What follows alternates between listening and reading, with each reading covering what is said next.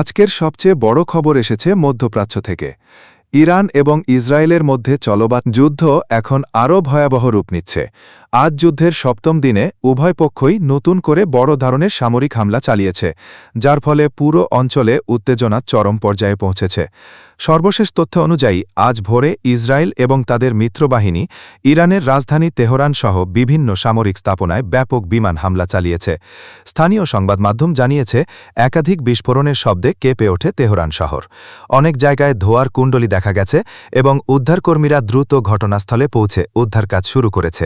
অন্যদিকে এই হামলার পাল্টা জবাব দিতে ইরানও থেমে থাকেনি।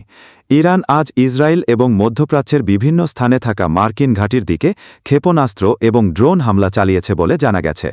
বিশেষ করে উপসাগরীয় অঞ্চলের কয়েকটি সামরিক ঘাঁটি এবং গুরুত্বপূর্ণ স্থাপনা লক্ষ্য করে এই হামলা চালানো হয়েছে।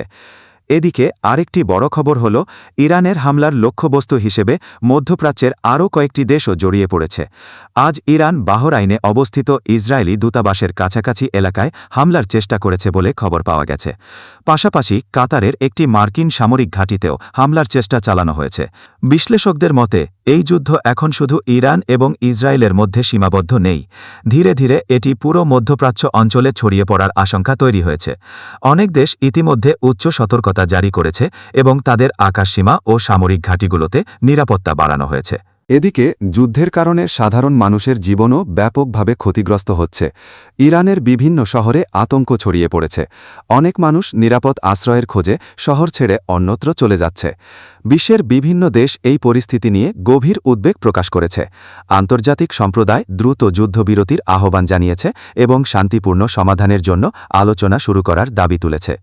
বিশেষজ্ঞরা বলছেন, যদি এই সংঘাত দ্রুত বন্ধ না হয় তাহলে এটি একটি বড় আঞ্চলিক যুদ্ধে রূপ নিতে পারে, যার প্রভাব পড়বে পুরো বিশ্বের অর্থনীতি ও নিরাপত্তার ওপর।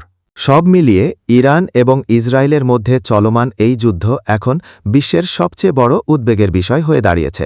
পরিস্থিতি প্রতিদিনই নতুন দিকে মোড় নিচ্ছে এবং আগামী কয়েকদিন এই সংঘাত কোন দিকে যায় সেটাই এখন সবার নজরে। এখন পর্যন্ত পাওয়া সর্বশেষ খবর এটুকুই। নতুন আপডেট পেলে আমরা অবশ্যই আপনাদের জানাব। ভিডিওটি ভালো লাগলে লাইক দিন, চ্যানেলটি সাবস্ক্রাইব করুন এবং পাশে থাকা বেল আইকনে ক্লিক করে রাখুন, যাতে পরবর্তী গুরুত্বপূর্ণ খবর সবার আগে পেয়ে যান। ধন্যবাদ সবাইকে।